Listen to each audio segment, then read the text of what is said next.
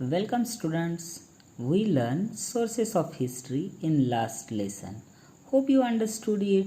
In this lesson, we shall learn about the various ruling powers in India before the time of Shivaji Maharaj. So, name given to this lesson is India before the times of Shivaji Maharaj. In these introductory paragraphs, many names of the kings and their places are given to you. Many times question asked on this portion. Question will be asked in a match the pairs. So keep in your mind that the names of the kings as well as their places. The Pal in the 8th century was a famous dynasty in Bengal.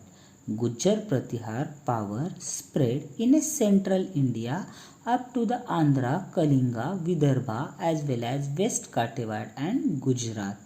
Among the Rajput dynasties in North India, Gadwal and the Parmar dynasties are important one. Prithviraj Chauhan's name everyone know. You saw some serials, movies on him, how he was a brave king. He was belonging to the Chauhan's dynasty.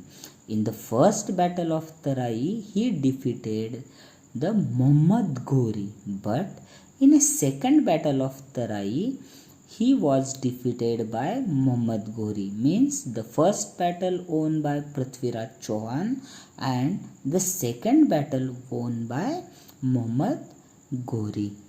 Rajaraj first and the Rajen first belong from the Cholas dynasty. It is situated in a Tamil Nadu. They conquered Maldives island as well as Sri Lanka.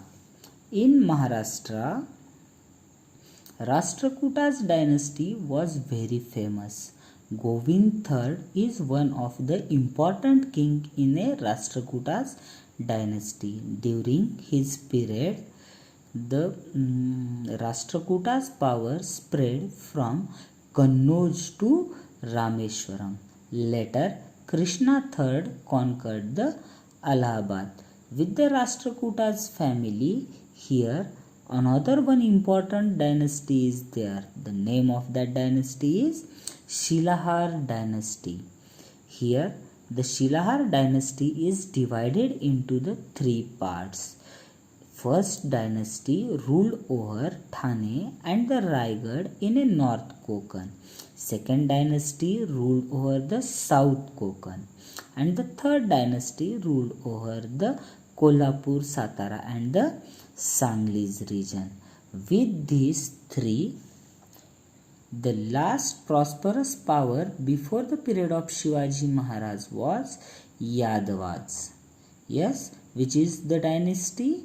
Yadavas dynasty was very famous in Maharashtra. The capital of Yadavas dynasty was Devgiri. It is situated near Aurangabad.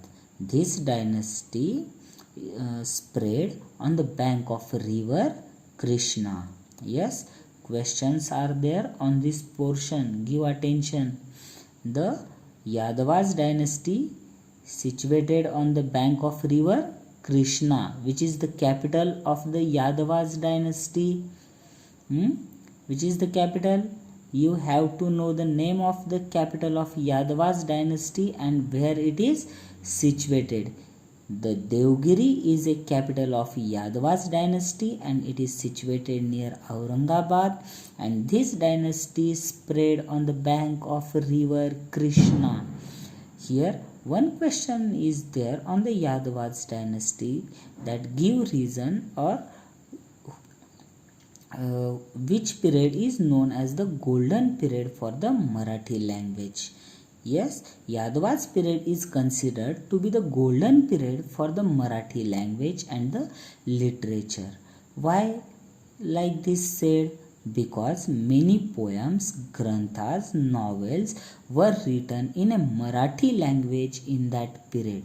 Before that, the people give more importance to the Sanskrit language, but here at the Yadavas dynasty or the kings of Yadavas dynasty started to give more importance to the Marathi language. They kept many writers, poet of Marathi language in their court. So many literature were written in that period in a Marathi language. So the Yadavas period is known as the golden period for the Marathi language and literature. In this period, Mahanubhav Panth as well as Varkari movement also emerged. Their information we will learn in a next lesson. Tomorrow we will learn the invasions or the attacks from the northwest side. Thank you.